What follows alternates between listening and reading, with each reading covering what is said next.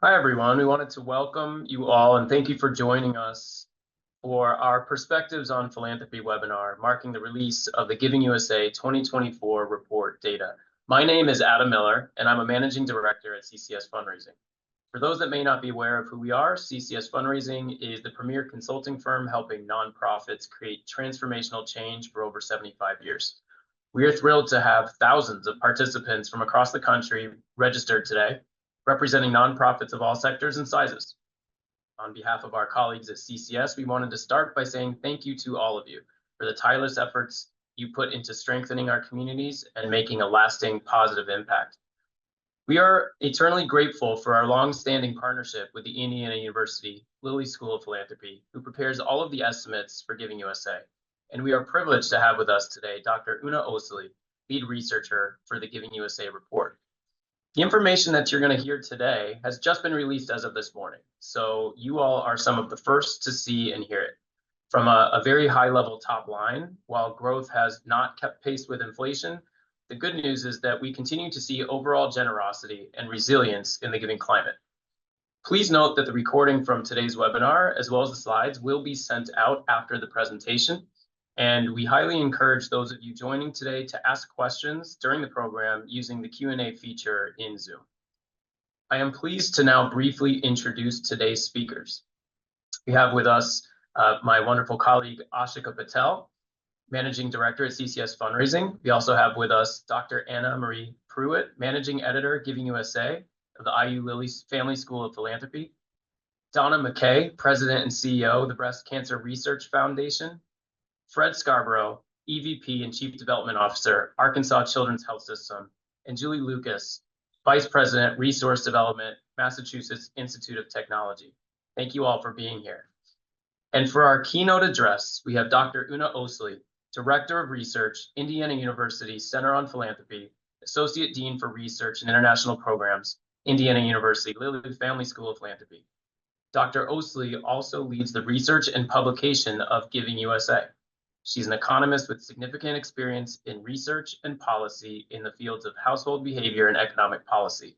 An internationally recognized expert on economic development and philanthropy, Dr. Osili speaks across the globe on issues related to national and international trends in economics and philanthropy. Since the fall of 2016, Dr. Osili has led the research and publication of the Index of Global Philanthropy and Remittances and the Index of Philanthropic Freedom. She has also pioneered new approaches to using data to better understand global and national trends in philanthropy with the $1 Million List and the new Generosity for Life project. We are fortunate to have you here today as our keynote speaker for today's presentation. Welcome, Dr. Osili, and thank you so much for being with us. Well, good afternoon or good morning, depending on where you're calling from. Thank you so much to our CCS colleagues for hosting us. This is such an exciting moment for all of us here at the Lilly Family School and around the country.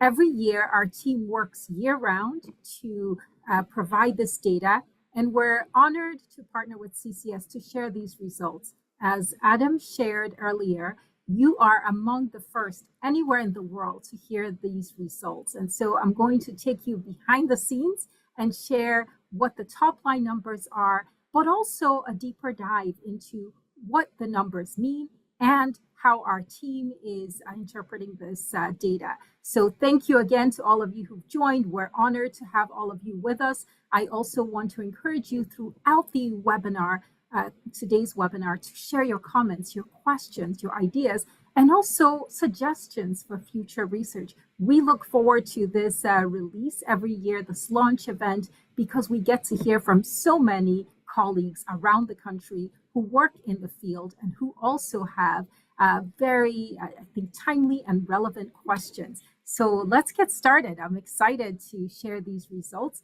I'm going to share my screen.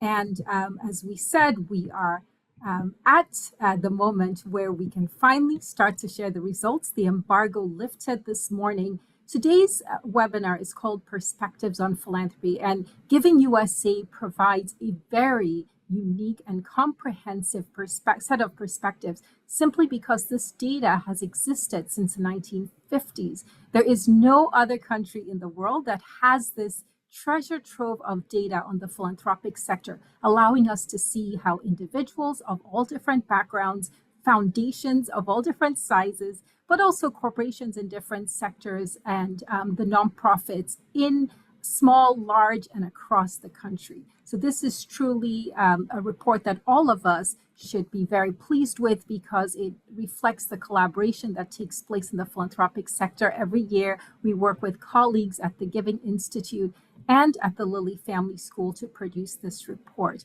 I also want to take this opportunity to encourage all of you, if you haven't yet had the opportunity to visit the Giving USA website, but also the Lilly Family School website. We have academic programs, training programs, and a lot of certificate programs that you can take either virtually or in person. And we invite you to be part of our Lilly Family School community. So let's get started. The big picture here, the moment everyone has been waiting for are these top line numbers. And so let me start here and say that we now have new data for giving in 2023.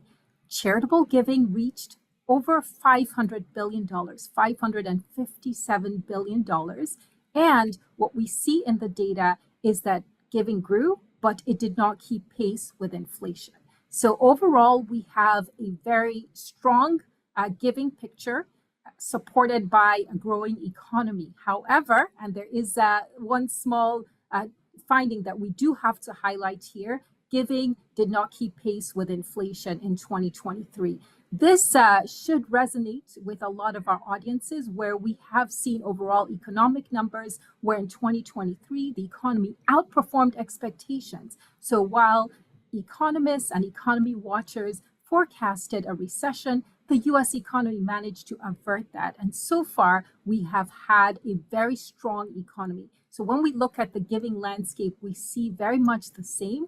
Giving grew, however, it did not keep pace with inflation. So that's the highlight, the key takeaway. Now, when we drill down into the numbers, what I think is fascinating and really something that all of us should celebrate is that with all the complexity, with all the changes we've seen in our economy, a post-COVID hangover, you could say, continued challenges in terms of the global political, geopolitical environment, and ongoing concerns about a number of issues, including climate, natural disasters. We've seen U.S. households, foundations and corporations, and charitable bequests remain quite resilient in the face of so many challenges. So that is really the good news that I'd like to share today.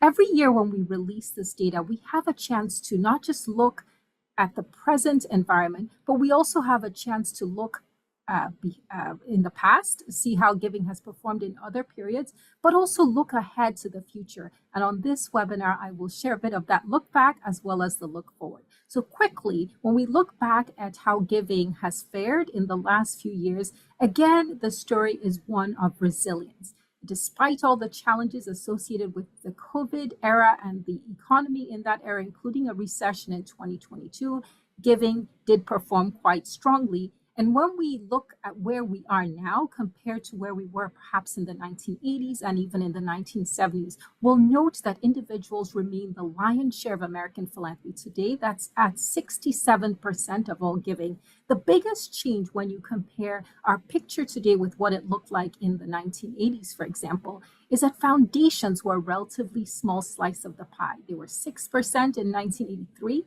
Today, foundations have expanded their footprint in American giving and now occupy almost 20% of all giving, meaning 1 out of every $5 today comes from a foundation segment. Now, I also want to underscore that although foundations have increased their footprint, when we drill deeper into the data, we note that foundations are made up of both small, what we often think about as family foundations that are operated by 1 or 2 individuals and perhaps no paid staff, as well as if we add that half of the foundation segment to the individual segment and the bequest, we would still have the lion's share of American philanthropy due to individuals, whether living or deceased. When we look at other aspects of giving, I should note that corporate giving has remained about 6% of giving, but corporations have also shown tremendous innovation in the last few years, especially in the COVID era.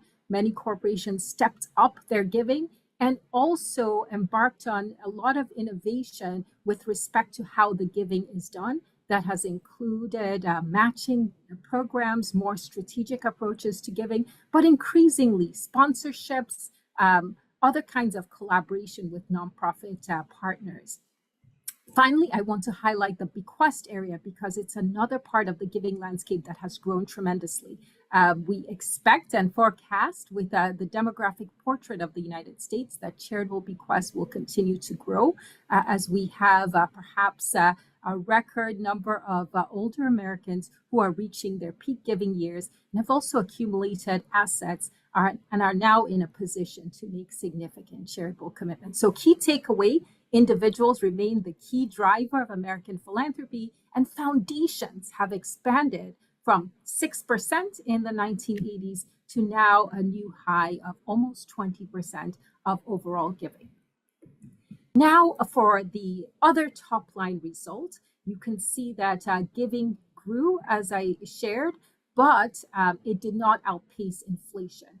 When we look at the last few years, what I think is worth emphasizing is that despite the challenges of the last few years, when we look back at the numbers, what emerges is essentially a philanthropic sector that also outperformed expectations. Pandemic era giving turned out to be a period of record generosity.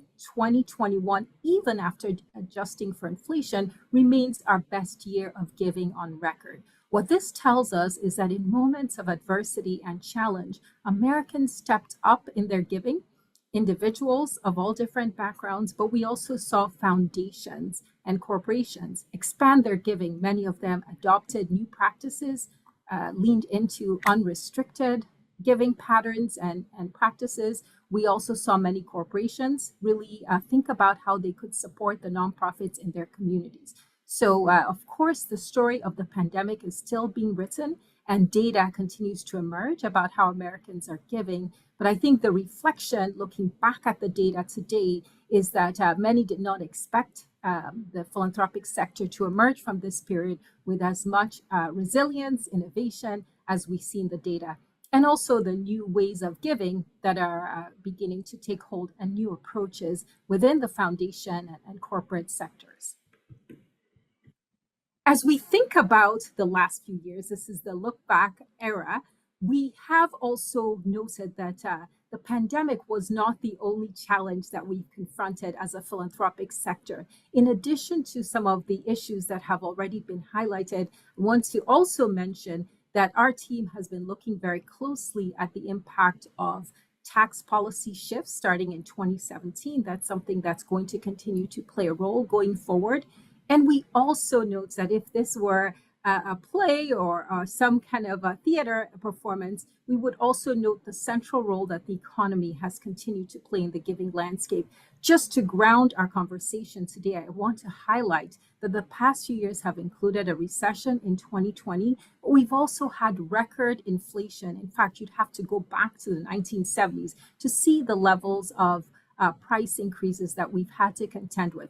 This has meant for the nonprofit and philanthropic sector, I'd say the big challenge has been navigating all of these changing and complex factors, and at the same time, making sure that they remain focused on their mission and serving their communities. As we look at the record in 2023 and the data in 2023, I think there are a number of positive signs for philanthropy moving forward, and I will share them as we look ahead. The next finding that I want to highlight is that one of the data points that we track over time is total giving as a share of the gross domestic product. When we look over time, once again, we see that this top line number has fluctuated roughly around 2%. In periods of economic growth, we've seen this number tick up 2.1%. During the pandemic, we actually saw an increase to almost 2.3%. So you can see that the central challenge for all of us today on this call, if I had to say one takeaway, is what would we have to do as a sector to move beyond perhaps the 2%? When we look at what's driving the growth in philanthropy, a lot of these economic factors are at play. So if you had to pick some indicators to watch, certainly looking at what's happening in the overall economy with GDP, but also the stock market and personal income. The good news for 2023 and even in 2024 is that the economy has continued to outperform expectations and expectations by economists and economy watchers. The challenge, the but here, is that inflation has continued to be stubbornly high and above kind of the 2% mark that we were used to before the pandemic. So here we are, total giving as a share of GDP is 2%. And the challenge for all of us going ahead is what would we have to do differently to move the needle beyond this 2%? Certainly the economy is a big factor, but we can also think about what are the ways that nonprofits can innovate, build relationships, and expand their work in order to expand philanthropy. So let's take you behind the scenes now to understand the giving environment. Specifically, what are the factors that are driving the different segments of giving, and what should this mean for all of our organizations? So let's start by drilling down not just into these top line results, but also giving by segment. When we look across the board, we find that all four sources declined when adjusted for inflation. However, a closer look at the numbers suggests that the past 2 years, especially for corporations and foundations, we see positive 2-year growth. What this means is that foundations in particular have experienced significant growth in their asset values, with the stock market in 2023 growing at double-digit rates. So many foundations are poised to continue to support a lot of the causes that they have in the past. And also, as I noted during the pandemic, we saw the foundation sector innovate in response to some of the challenges with new approaches on restricted giving, more trust-based models of giving. And of course, the question that researchers and others are asking, will these newfound practices gain a foothold? Will they continue going into the future? The largest segment of giving is still the individual segment. This reflects giving by Americans of all different backgrounds. And as we look at our demographic portrait in the United States, we note that we have, of course, a growing number of older Americans, but we also have younger Americans that are starting to establish their economic lives, starting to purchase homes and expand their families. And all of these changes suggest that nonprofits have an opportunity to build relationships with their current donors, sustain those relationships, but also look to the future around engagement with younger donors. Overall, the story of the US economy in 2023 casts a lot of attention to the role of consumers. Consumers have been essentially part of the success of the US economy with the better than expected performance. And when we look at the numbers in 2023, overall, there's really a very strong positive picture. Disposable income grew, the stock market grew, as I noted, even adjusted to inflation, by almost 20%. And when we look at spending by consumers, that also shows growth. The housing market in most parts of the country continues to be quite strong. And so many consumers are in a place where they are feeling more financially and economically secure than perhaps over the past few years. However, inflation, I think, and the persistence of inflation does cast a bit of a dampening picture on all this data that I've shared, because inflation has also created more uncertainty. And as we know, people tend to give when they feel economically and financially secure. And so there is some uncertainty that certainly will continue to shape the giving economy going forward. When we look at the foundation sector, there's also quite a bit of positive news. When we look at the stock market in particular over the last few years, that has really boosted giving by foundations. And this year, for I think the second consecutive year, we see giving by foundations cross the $100 billion mark. And what this means for everyone who's joined is that foundations, many of them, are in a position to expand their commitments because their asset values have grown. And we also saw a lot of experimentation during the pandemic period, which I think bodes well for foundation giving in 2024 and beyond. Now let's look at bequests. Our team spends quite a bit of time on the data on charitable bequests because, as those of you who followed this data year over year will recognize, bequests have represented nearly 10% of giving in the last certainly period that we've been watching the data. When we look closely at what's driving giving by bequests, we know that demographic forces will continue to shape this, but there's also quite a bit of volatility because large estates can skew these numbers from year to year. For looking ahead, I just want to note that the wealth of older Americans has continued to grow. And in this recent period, we've also seen that nonprofits that have made investments in legacy gifts and building the relationships with older donors have the potential to benefit in this era. In terms of corporate giving, this has been a bright spot, especially in the last few years, because many corporations have experienced a boost in corporate pre-tax profits. Just as we noted with individuals, corporations tend to give, of course, when they have more favorable economic and financial conditions.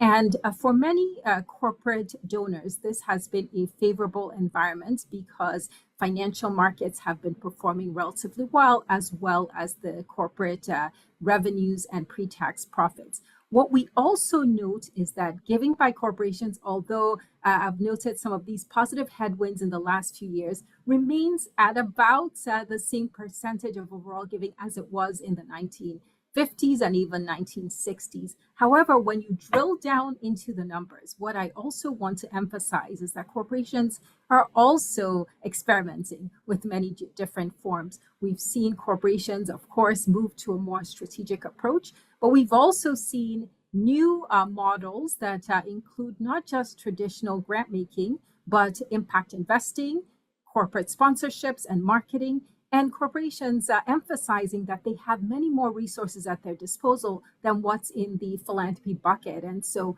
I think that's a big message for nonprofits and fundraisers to think about how they can partner with corporate donors in this new era.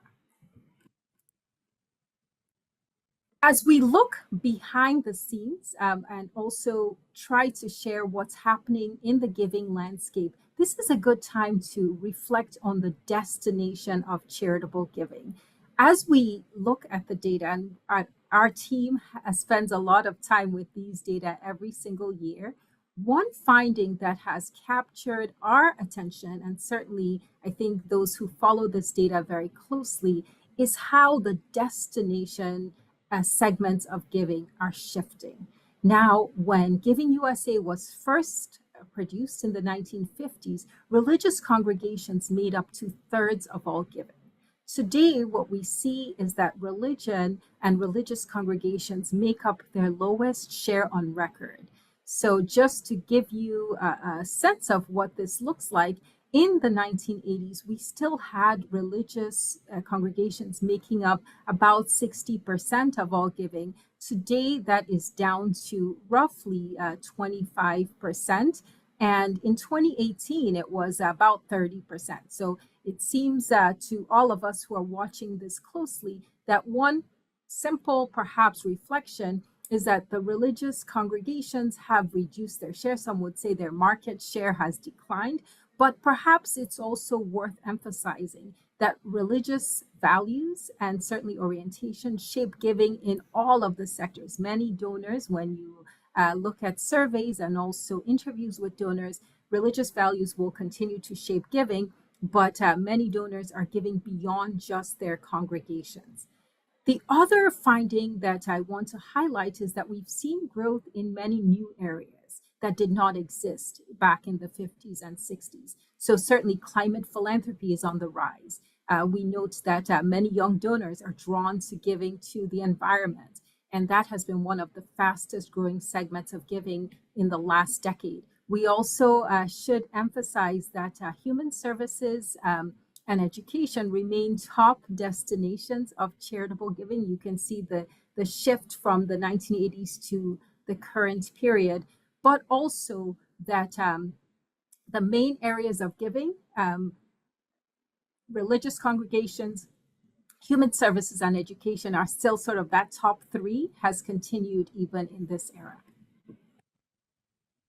Now for where we've seen growth in 2023. When we look at the growth rates of the charitable sector in 2023, we note that there was some recovery with giving to education and the arts growing even after adjusting for inflation. And we also note that some categories of giving kind of outperformed expectations. Donors have continued to give to foundations, perhaps supported by the strong economy. And when we look at where the giving is going, the segments that have benefited in this stronger and better than expected economy have been segments that are most closely associated with high net worth donors.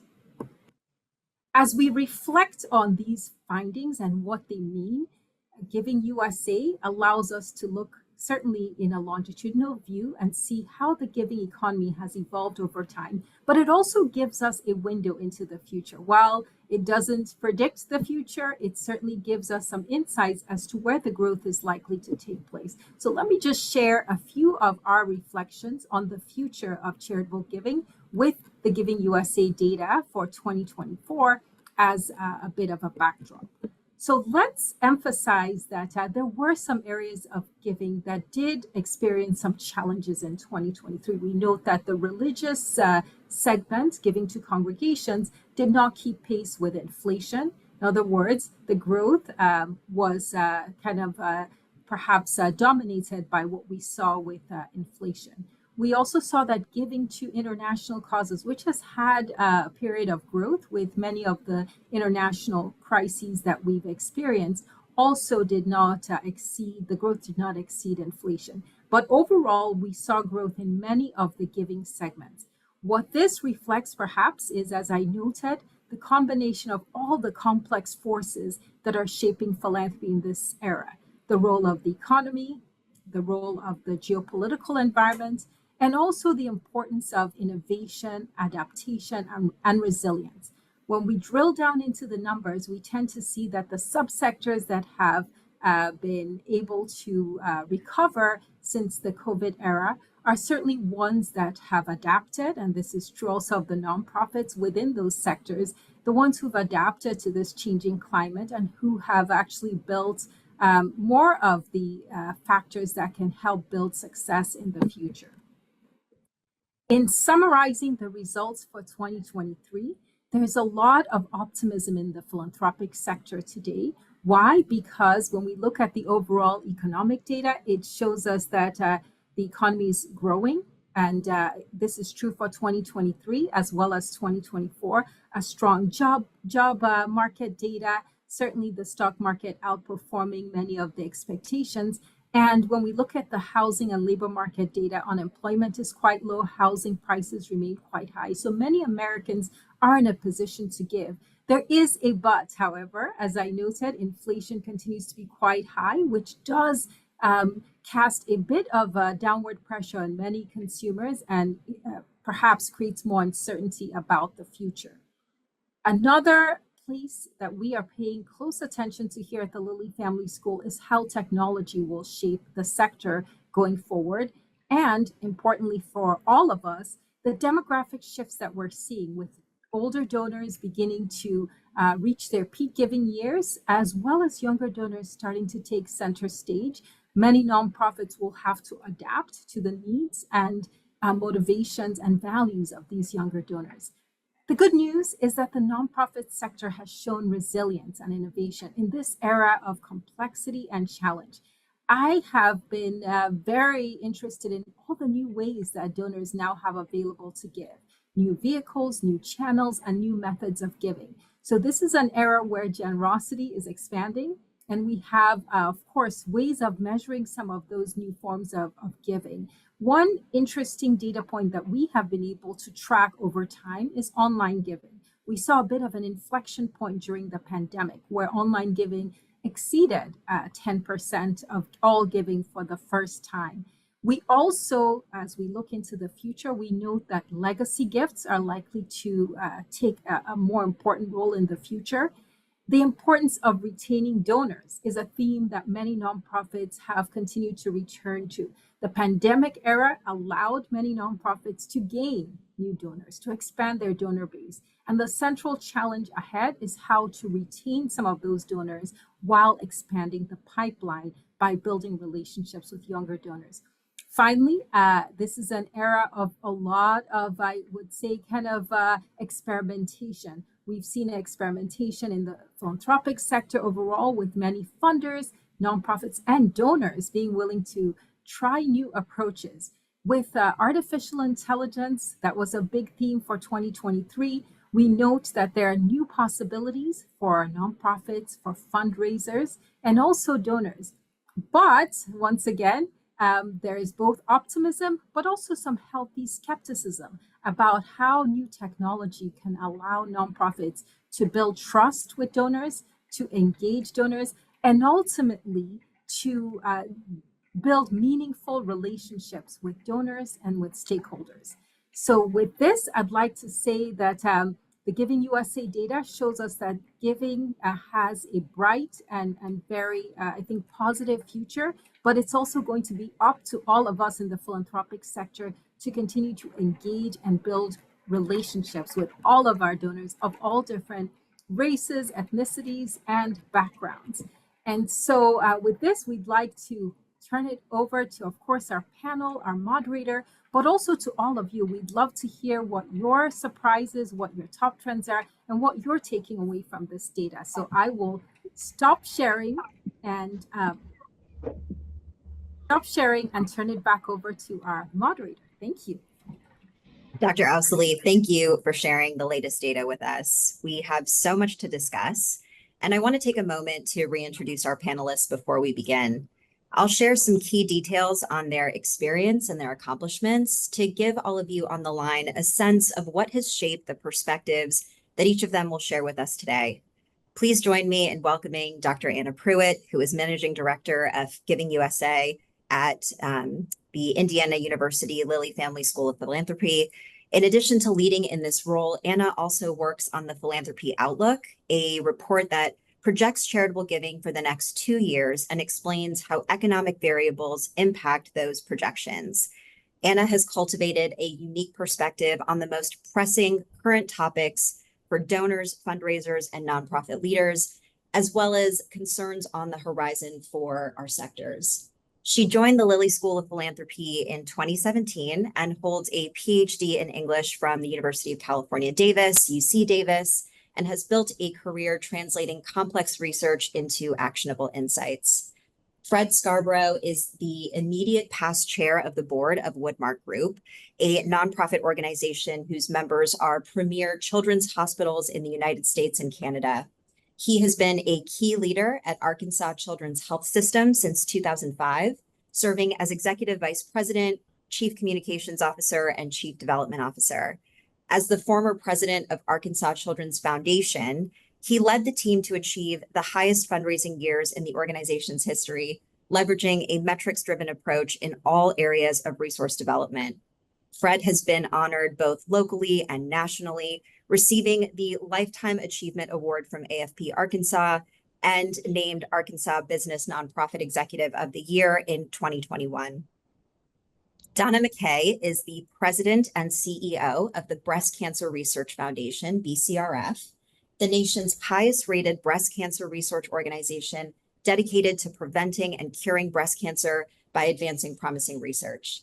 Under her leadership, BCRF supports over 250 investigators at 110 top institutions across 15 countries, distributing $60 million in grants between 2023 and 2024.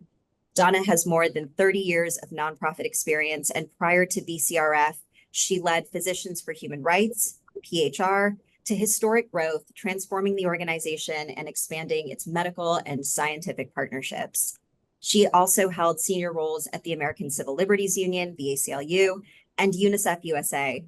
Donna holds an MS in Nonprofit Management and Urban Policy from the New School for Social Research. We also have Julie Lucas, Vice President of Resource Development at MIT, Massachusetts Institute of Technology.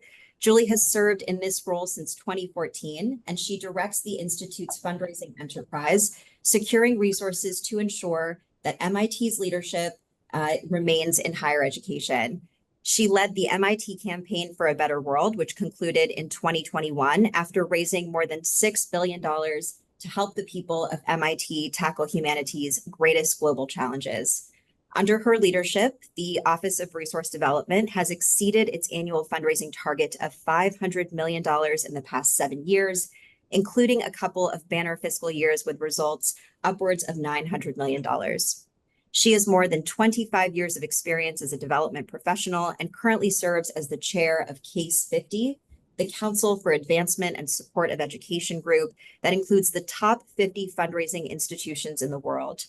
In addition, she is a founding member of Aspen Leadership Group's CDO network, and she previously held senior roles at various institutions prior to joining MIT, including the University of Southern California, Fordham Law School, Hofstra, and New York University's business and law schools. Julie earned her BA from McDaniel College, an MS from Hofstra University, and an advanced certification at NYU's Center for Philanthropy and Fundraising.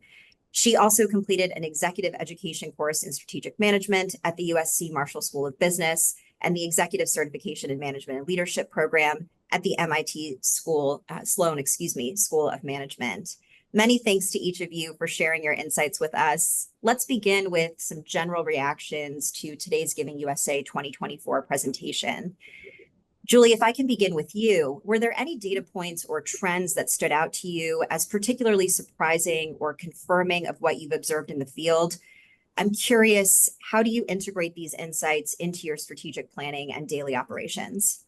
Sure. So thank you for those really great questions. And I just want to pause and say it's wonderful to be here with you and all of these distinguished experts in philanthropy to talk about this year's Giving USA report.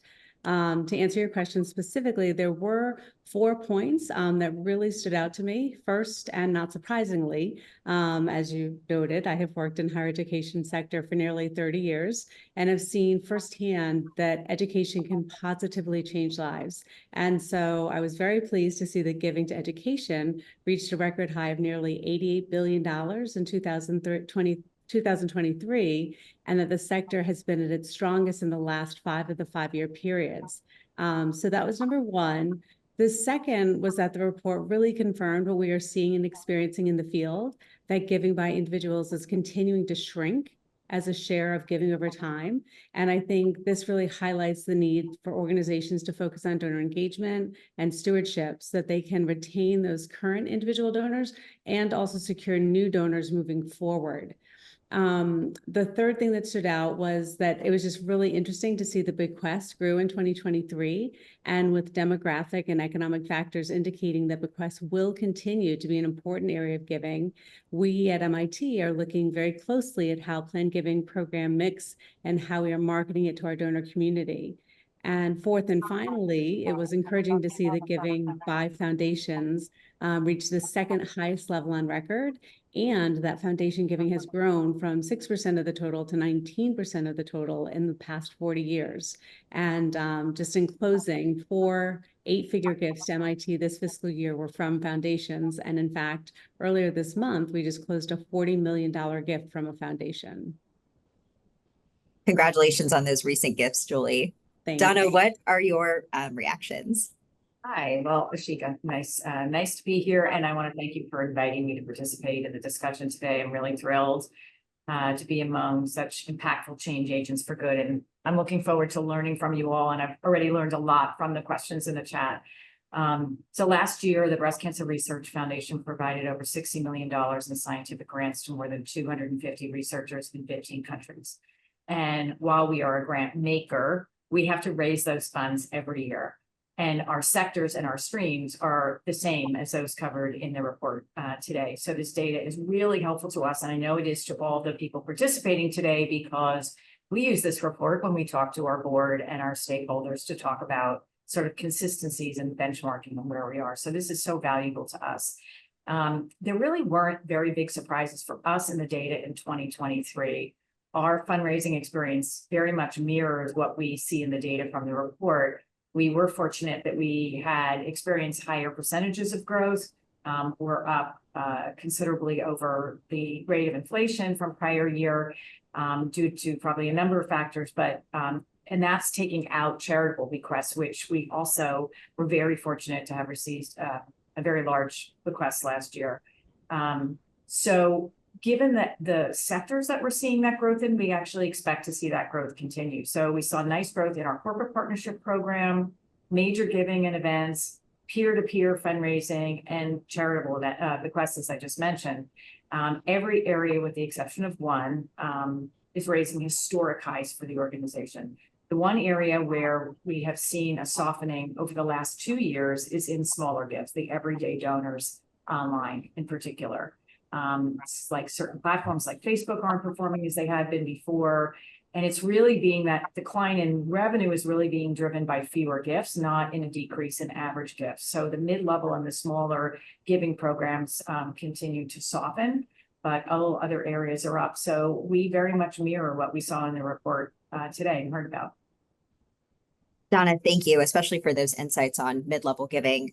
We're certainly seeing more investments in that area as those numbers start to decline elsewhere as well. Fred, how about your thoughts? Thank you, Aashika, and I really appreciate being here with Donna and Julie. It's really a pleasure. I think I was struck by, and I really appreciated Una's inflation caution. We did not see among the Woodmark Group, the 28 children's hospitals, 2022 was a stronger fundraising year for us at 2.7 billion compared to 2.6 billion in 23. One of the things I notice is the rise of transformational gifts, whether they are from individuals or family foundations or gift plans. Those gifts of $10 to $200 million are really playing a much larger role in the Woodmark Group and here at Arkansas Children's, to the tune of about 800 million last year. So there is a great deal of optimism in the sector and certainly a great deal of investment. I think the interesting thing about that is one of the strategies we've put together is a transformational gift committee with governance members working alongside our team to really socialize the $25, $50, $100 million gift requests and to make sure we're getting a governance perspective in those presentations. Gift planning for us was just slightly better than Giving USA at 4.6% up. A quick story, and one of our team members on the line today. We've really worked in the foundation to make sure that we're relationship forward, especially in the challenges of COVID and not being able to be with people. So one of our executive assistants who answers the phone daily for the president of our foundation began working with a donor who would call almost daily and was a key point of relationship for this older donor. The president of the foundation took the executive assistant on a couple of calls. She maintained the relationship, and that executive assistant closed a $400,000 gift, cash gift from that donor this year. So the mantra of everyone is a fundraiser is certainly at play with our team member, Wanda.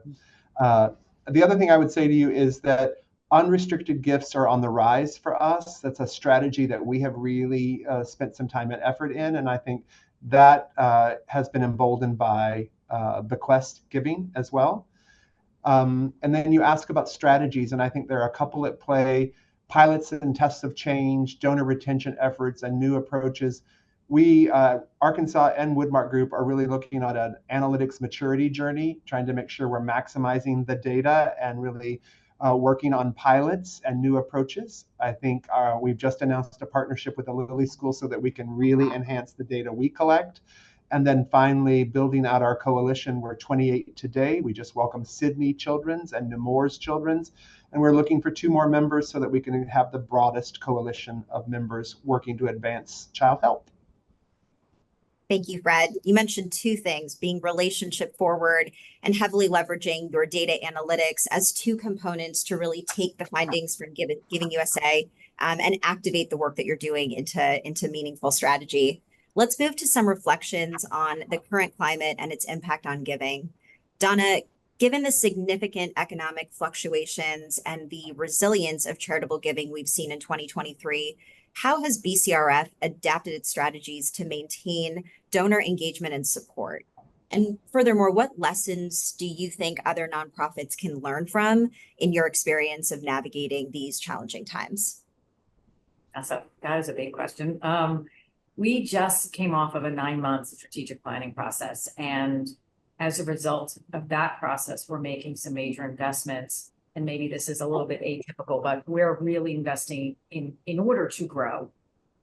We're investing in infrastructure. When I had heard consistently from our team when I joined BCRF a year and a half ago that we just hadn't made the necessary investments in the infrastructure necessary, not just to continue operating at the level that we were, but certainly not to enable us the growth that we aspire to. And everyone believed that there was incredible potential for growth of our charitable giving, but we needed to, and I explained it as, we need to shore up the foundation of the first floor before we can really build the second floor. And so that's a hard conversation, I find, at a lot of nonprofits, because we all want our hard-earned philanthropic dollars to go directly to fuel our mission today. But I think our teams really understood that they could raise so much more money if we were better resourced, and the data absolutely supports that.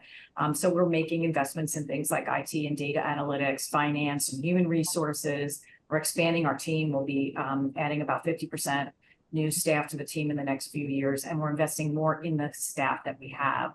And so, to some extent, I think we could talk about this for longer, but the rating agencies that we all rely on for our good housekeeping seal approval don't always help us in this regard in making the necessary investments that we need to grow. So we're adapting, one, by investing in our infrastructure. And then we're also adapting by investing in other areas where we feel that there is a good possibility for exponential growth, and we have data to support that. There are a lot of studies, several of them are nonprofit organizations, that report, for example, on the return on investment of major gifts of at least 6 to 10x, with strong programs getting to upwards of $35 to $1 spent.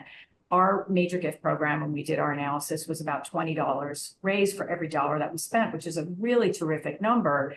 But we believe that over the next several years, if we make investments, we can more than double that revenue on the major gift side while keeping still a return of $10 for every dollar spent, and that will only grow exponentially over time. So, but to do that, we need to invest in our development and our marketing teams, and in the end, we're going to get a lot more money towards scientific research. There's another study that I would point to, too. CCS, our wonderful hosts and our wonderful partners, recently released a 2024 Philanthropy Pulse report. And among their many findings is a clear correlation between staff investment and revenue, as organizations that invested more in hiring and retaining their top fundraising talent exhibited more revenue growth than those who did not. So that's a great tool for being able to argue for additional support. And then gift planning is the other area that we're investing heavily in. It is obviously a longer horizon to see that correlation between investment and bequest giving, but there's no question that there's a strong correlation between investment in professional staffing and marketing and the funds that you're going to raise. And you heard Dr. Osili report that the data supports this investment in gift planning, given the demographics of donors who make up the supporters in the United States. And just one more statistic, because we're very data-driven here. That same CCS 2024 Philanthropy Pulse report stated that organizations with at least one dedicated full-time plan giving staff person raise 300% more than those with part-time or no dedicated staff. And we have seen that data prove out at BCRF, and we'll be investing heavily there. So really, I guess, finally, that it's just been a data-driven planning process that's been our directional guide for how we can navigate through the difficult times and how we can find the opportunities going forward. Donna, thank you. Fred, from your perspective at both Arkansas Children's Health System and through your work at Woodmark, have you noticed a change in donor conversations over the past few years that fits with the shifting philanthropic, economic, and technological landscapes? And if so, how? Yeah, certainly we have, and I, phoned a couple of friends as well. So a couple of things we're noticing is the really cutting across all three of those landscapes is the investment entrepreneurial donor who's really looking for definable, measurable return. And so I'm getting more questions from donors around financial stability, operational effectiveness, long-range planning, specifically wanting to understand operating margin, investment strategies, and clinical outcomes. But more and more donors are concerned about, is their information safe? And so we're having to really spend more time, money, resources with IT security. Donors are asking me about counteracting ransomware attacks, addressing with vigilance all of the cloud-based services that we might be using, and then mitigating the risk of potential exploitation of our vendors. And so that has been a significant change in the conversation. Many more donors are engaging their children and grandchildren in the entire cycle of philanthropy, and that changes where we meet, what we present, who we recruit, all of that to involve the broader sense of the family. The other thing we're seeing is a rise in behavioral health solutions, wanting to fund those, seeking help for family and friends. That takes a great deal of time. And then finally, donors are asking us about improving access through mobile services in what is a very complex regulatory environment. So mobile health, telemedicine, mobile dentistry, and school-based work. Donors are asking that across the Woodmark configuration, Canada, US, Australia, and they're asking that certainly here in Arkansas. Fred, thank you. You hit on two really important points of data protection and access to giving, and how those things are rapidly, the conversation around those pieces are rapidly shifting in the space we serve. Julie, the report reveals notable growth in giving to education and other sectors often associated with wealthy donors. At MIT, how have you seen evidence of this trend, and how does it inform your approach to securing gifts from high net worth individuals? Furthermore, if I can ask, I'm curious what innovative approaches you have found effective in appealing to affluent donors and truly sustaining their long-term support. Sure.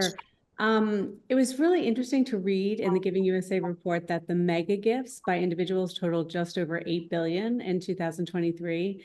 And since I joined MIT in 2014, we have been very fortunate to have secured a handful of nine-figure gifts that support key areas of the Institute and were truly transformational. One of the largest single commitments in MIT history, which was for $350 million, came in 2018. And that gift allowed us to literally create an entirely new College of Computing from the ground up.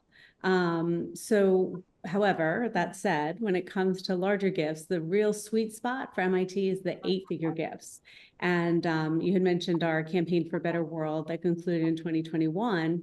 And donor commitments in the 8-figure range accounted for literally 40% of the $6.24 billion raised, while commitments in the 9-figure range made up about 20% of the total. So among donors who are making those large-scale commitments to MIT, we see time and again that they are motivated to make a positive change, a positive impact in the world, and they're doing that by supporting the work that's being done at MIT. And we found that this is true whether donors are alumni or friends. And it's also an important consideration for us because non-alumni donors are a significant source of philanthropy for MIT. In fact, last year, 49% of the money we raised came from non-alumni. So our approach is to consistently underscore and connect with our current and prospective donors. The work being done today that continues the just absolutely amazing trajectory of research and that benefits all of us. Safer medical x-rays, GPS, 3D printing, Dropbox, and the ways we're preparing the next generation to help solve humanity's greatest challenges and really shape our world. Thank you, Julie. I'd like to move us along to looking at the future and exploring some ideas in terms of what lies ahead.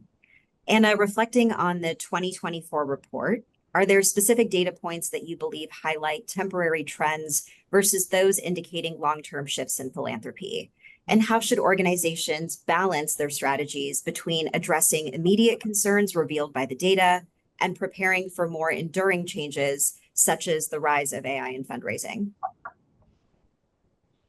Thank you so much. And these are great questions. And I am really loving hearing from all of these panelists and hearing how those data points are resonating with everyone. It's so wonderful.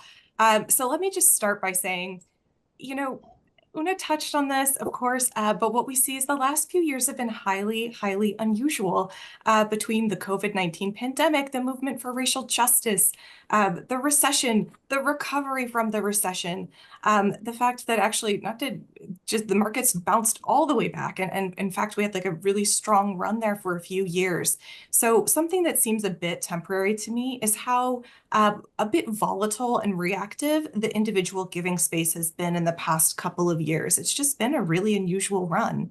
On the other hand, I think that looking forward, fingers very much crossed on this one, but we're hopeful that we see a return to the sort of long-term trends that we see where giving by individuals tends to go up pretty steadily alongside the economy.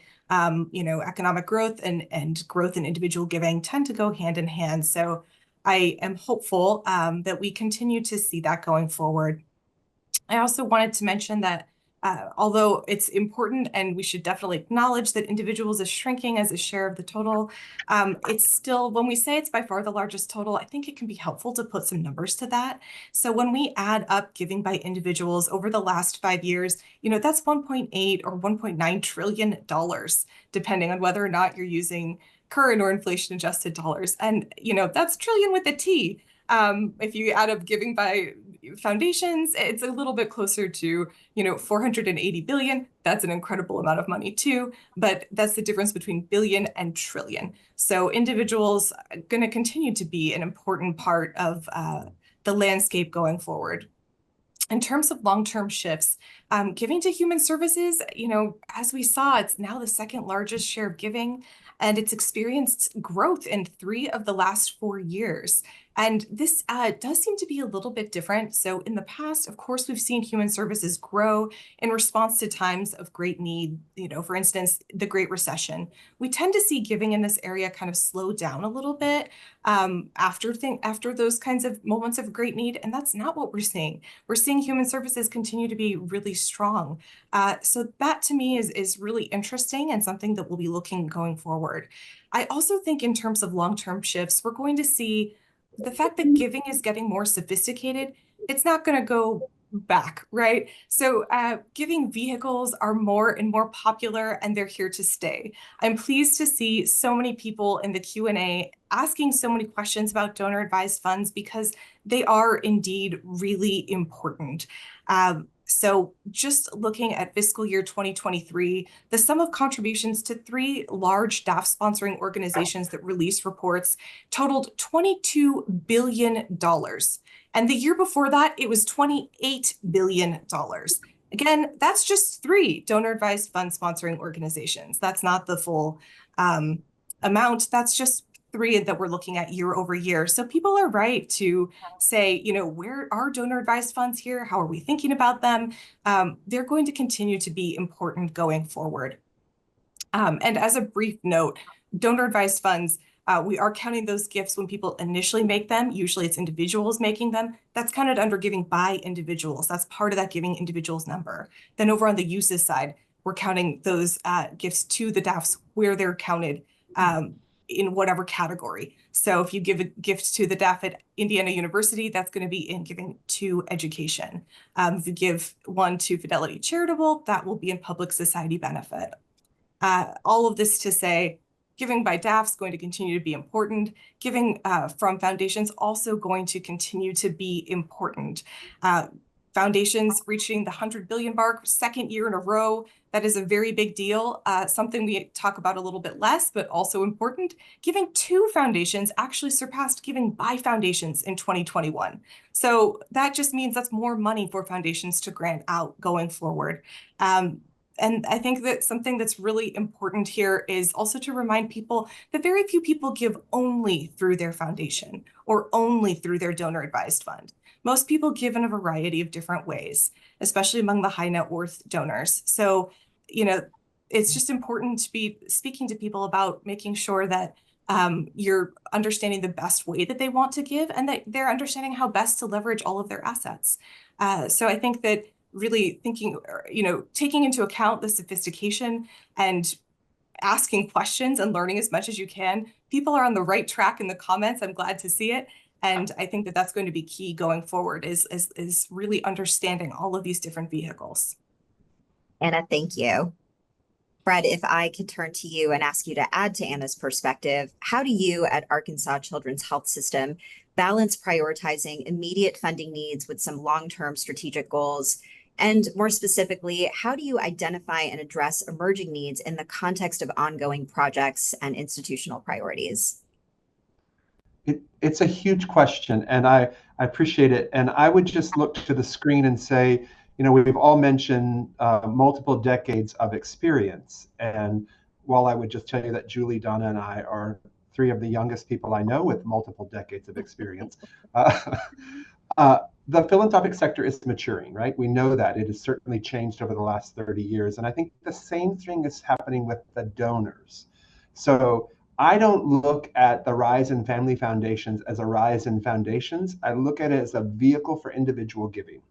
And so, and the investments that individuals are making in those family foundations. And the same thing is true with complex gift planning and certainly bequests. So living or deceased, donors are making those gifts individually.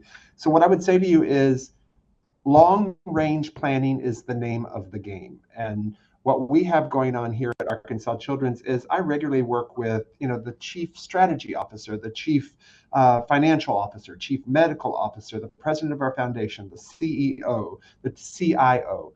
We're in a room together crafting the next 7, 8, 10-year horizon. That's so imperative when we're going to talk about the role philanthropy can play in moving mission. And it's been helpful at the governance level, it's helpful at the management level, helpful to the team, but is a culture shift that has to ride along this maturation of the process. And I would just share with you that I was working with our Director of Research and Analytics at Woodmark. Over the last 5 years, donors have prioritized giving to pediatric research to the tune of about $3.3 billion, capital projects at $2 billion, $620 million to behavioral health when we didn't see that even as a giving category previously. $2.7 billion in unrestricted gifts, and that also is something that we are really focused on, where we are trying to engender gifts to fewer funds for more strategic impact. And so we're working with that constantly. And then the final thought I have is the issue of context. It's a very interesting time for us. One thing that is influencing our work is the rise of populism in the world. And we've spent a great deal of time ensuring that our missions are clear and relatable. We have great stewardship plans. But today in the children's hospital realm especially, we also spend a great deal of time managing public narratives that are often distorted and sometimes wholly untrue. And I think that's new for children's hospitals that have traditionally enjoyed great public favor. And so the rising political polarities often cause us to be caught in the crosshairs. We have to be mindful of that dialogue. I remind our team all of the time, we do not have the luxury of a political party, and we are absolutely committed to the politics of putting children first. Fred, thank you. I would like to close out with some final words of guidance from each of you. And Donna, if I could start with you, what are you most optimistic about, and what emerging opportunities or innovations do you believe will drive significant positive change for philanthropy in the coming years? Thank you for that question. Can you see me okay? I seem to have lost my screen. You can? Okay. We see you great. Okay, thank you, Aashika. So we've been thinking a lot about community, and we're planning other big investments in the organization. And what I didn't talk about earlier was peer-to-peer fundraising and other initiatives that we're thinking of that can really expand and diversify our community to reach even more people. And coming back to what Fred said, it's an important aspect of our times right now, of connecting with individuals and providing really meaningful ways to engage. We have a phenomenal team here that knows how to create great donor experiences, and I think that's something that we really excel at. But peer-to-peer events in many ways are like the front door to an organization, and we want to build those relationships with individuals and corporations at every level. And believe that can create even more sustained and larger giving over time. And those nonprofits with that have digital-centric peer-to-peer fundraising are best positioned for growth. And by peer-to-peer, I should have clarified what that is for people, but that is mostly volunteer fundraisers where others are fundraising from you. We all knew about Facebook fundraisers, but there are out-the-door fundraisers where people are doing races or running in marathons or, a Pilates class where they're raising funds for breast cancer.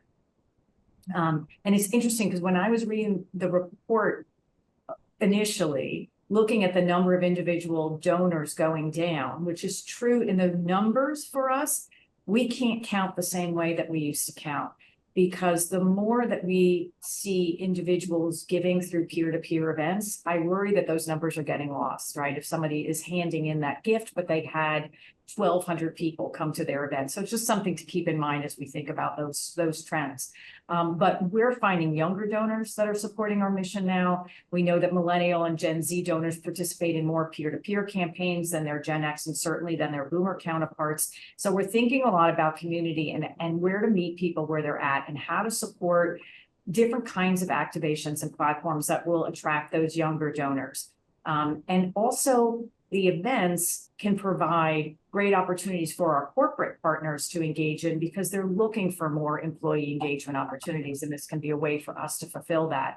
And so I'm just going to give one example because it's actually happening today, which is a way to activate a very large community. Back in 2018, Blizzard, which is a gaming company, and BCRF partnered in a 2-week campaign. Blizzard offered their gamers in their Overwatch game an opportunity to purchase a skin for a character. Her name was Pink Mercy. She is a healer, and 100% of those proceeds would go to BCRF. It was such an unbelievable success that 800,000 gamers purchased this limited edition of Pink Mercy. 800,000 people. And when we think about that, that donation amounted to more than $12 million in a 2-week period of time for BCRF research. But 800,000 people were hearing about breast cancer. And as I look through, so the story is that several years later, today, Overwatch will be bringing back Pink Mercy and a pink Mercy. And it will be a 2-week campaign. We don't know if 800,000 people will purchase this skin over the next 2 weeks, but what we're seeing all over social media with this excitement of bringing back Pink Mercy is comments like, "My Nana died of breast cancer, and I'm so glad I have the opportunity to do this." Or, "My mom died of ovarian cancer and I'm a carrier of BRCA1 and 2 genes." And it's a conversation that is in a community that we would not normally reach. And so as I think about engaging in philanthropy, I feel like it's our job to find ways to bring people together and to build these communities around our causes in ways that are meaningful to them. And that's just an example that I share. So I am incredibly optimistic for those reasons, because I do believe this younger generation will give and wants to give. We just have to find the ways to reach them. Donna, what a fantastic example. Thank you so much. Julie, what is your take on trends in the education sector's fundraising landscape, and how has MIT innovated to address these trends and maintain strong donor engagement? Yeah, one way that MIT innovates is that we actually created a position entitled Chancellor for Academic Advancement. And the person in this role travels with fundraisers and is often the first high-level senior officer from MIT who meet with top prospects.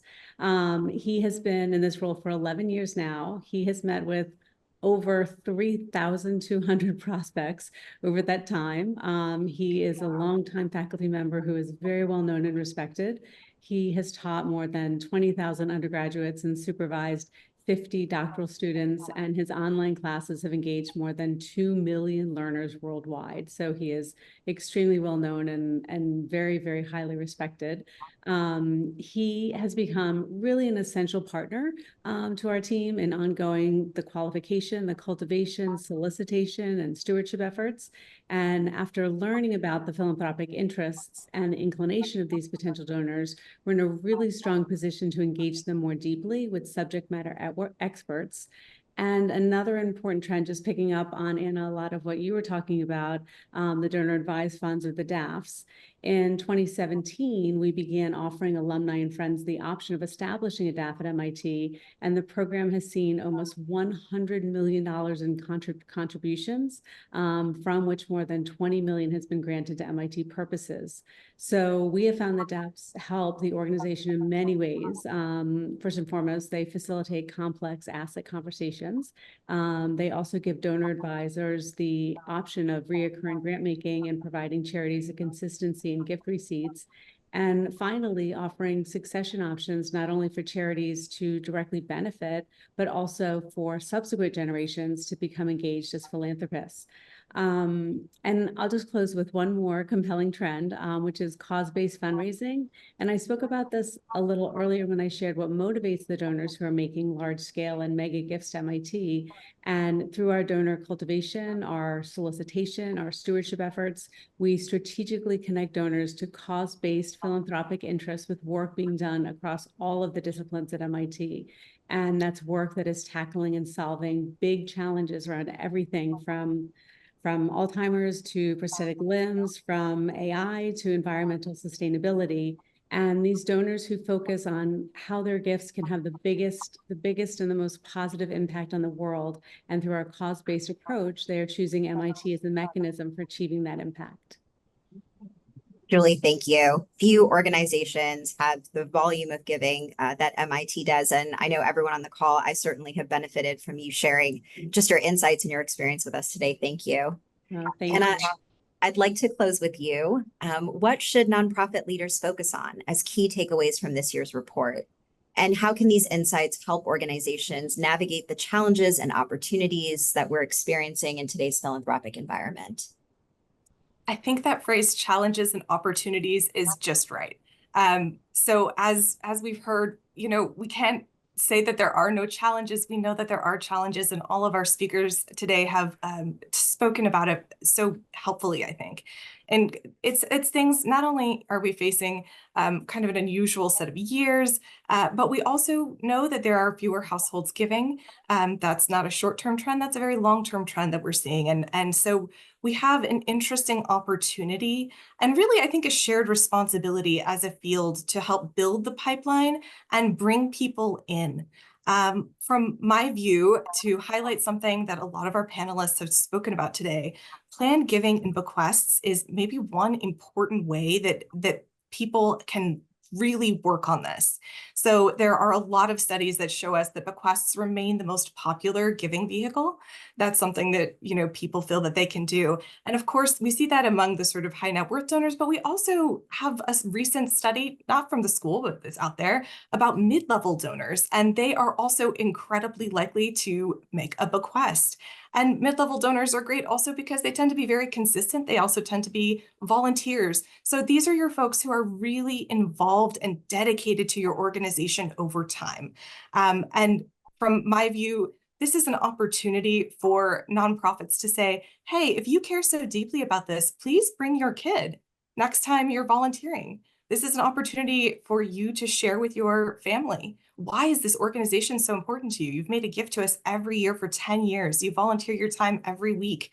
We want to be sure that your family understands this is part of, hopefully the legacy that you want to leave. From my view, having that kind of conversation is one way to think about accomplishing a lot of the goals that we see going forward. First of all, acknowledging and making the most of the fact that we do have over 97 million Americans that are aged 55 or older and are primed to have these kinds of conversations about what legacy they want to live. And also, the fact that the wealth of older Americans is growing really strongly from 2019 to 2023. Wealth for older Americans grew 30% to 97 trillion with a T, which I guess is my catchphrase for today. But I want to underscore again that there is opportunity here. There are this is a time where nonprofits should be holding up their heads. The resilience of the past couple of years is really incredible. A few people have also talked about this, but we recount the counter to zero every year. So we got to 557 billion in 2023. We're starting back at zero in 2024, and we're really excited to see what everyone here on this call is going to do next. We'll be watching carefully, and we're here to support you. Thank you, Anna. Plan giving is the perfect topic to end this presentation and call with. That is certainly the area to watch as we head towards the 2025 Giving USA report. I want to extend my deepest thanks to Una, Anna, Donna, Fred, and Julie for sharing your insights with us. We so value your partnership, your participation in what is really the beginning of many conversations on the data presented in today's 2024 Giving USA report.